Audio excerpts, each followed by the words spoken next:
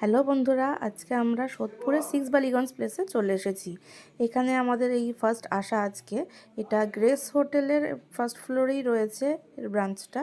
এখানে ঢুকেই আমাদের ভেতরের অ্যাম্বিয়েন্সটা দেখে খুবই পছন্দ হলো। তারপর ওখানে আমরা মেনু কার্ডে দেখলাম যে বাফেট ছিল দুপুরবেলা, স্যাটারডে সানডে করে ওখানে বাফেট থাকে। বাফেটের প্রাইসটা আমি আপনাদের ভিডিওর লাস্টে জানাচ্ছি। তারপর আমরা নিয়েছিলাম বাফেট। ওখানে আলাকাটেও খাবার অর্ডার করা যেত, কিন্তু আমরা দেখলাম বাফেটের মেনুটা বেশ ভালো ছিল। তাই ফার্স্টে ওরা আমাদেরকে ওয়েলকাম ড্রিঙ্কস দিল। ওয়েলকাম ড্রিঙ্কস দেওয়ার পরে ওদের যে স্টার্টারের যে আইটেমগুলো ছিল সেগুলো আমাদের টেবিলে আস্তে আস্তে সার্ভ করছিল। এই যে ফার্স্টে এটা চিকেন পকোড়া ছিল, এটার টেস্ট খুবই ভালো ছিল। মানে সব খাবারের মধ্যে এটার টেস্ট আমার খুবই ভালো লেগেছে। তারপরে ছিল হচ্ছে লুচি, আলুর দম, ছানার কোফতা, তারপর বেগুন ভাজা। এগুলো ওরা একে একে টেবিলে সার্ভ করেছিল।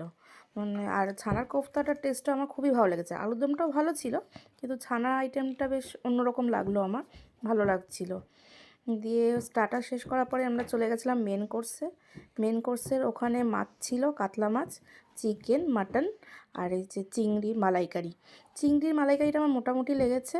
চিকেনটা খুবই টেস্টি ছিল। আর মাটনের পিসগুলো খুবই ভালো ছিল, কিন্তু মাটনের যেটা ওরা করেছে প্রিপারেশনটা আমার অতটা ভালো লাগেনি, কিন্তু মাটনের পিসগুলো ভালো ছিল। আর এই যে লাস্টের মিষ্টি দই আর রসগোল্লা ছিল, আমি নিইনি। এটা ভাপা সন্দেশ।